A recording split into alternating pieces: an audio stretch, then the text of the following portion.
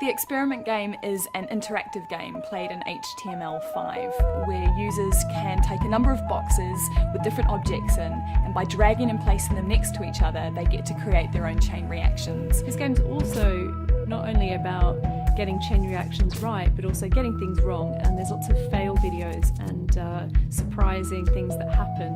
It's all about the chain reaction, it's all about each element, and we really wanted that to be on the fore. I think the whole success or failure of this game lies in its believability and making it make sense in terms of the physics behind each action and reaction. Somehow we always ended up trying to do something with the chicken. And today I brought along a chicken.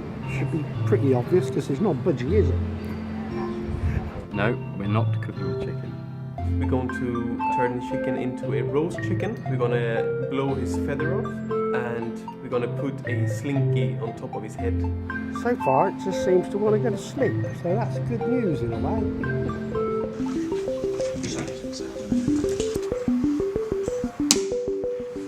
It's the job of a designer to constantly think about what you have to shoot the next day and making it work.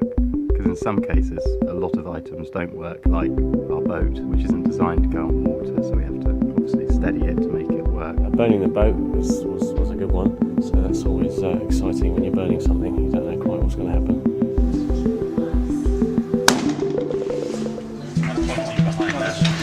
Put it on its side if we can. Went that way. Yeah, but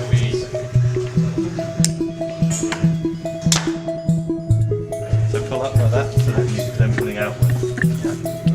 1, 2, 3.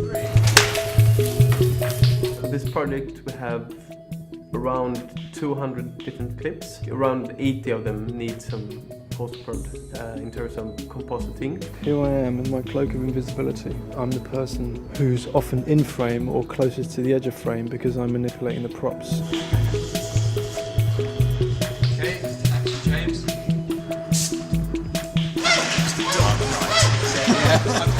So I hide in my cloak of invisibility and do my thing. So the main challenge for this project was to outrender all those windows. So we created our own engine, which allows us to play around and give for each element their own behavior in terms of animation. So what we had to do was come up with a completely new way of controlling our animations. So we built an animation engine to control everything that you see in order to make a good game out of it. And what we tried to do was to create a real-time reaction within HTML boxes. So what's actually very technologically advanced and complicated is actually very simple. We've got a box reacting to another box. To be honest, the entire production has been, for all of us, an experiment. We try to use technology in a slightly different way and slightly change the perception that people have about their browsers and all the different pop-ups that appear everywhere.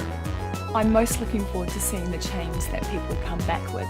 I really hope one of them has something to do with a flaming hoop of fire and a chicken.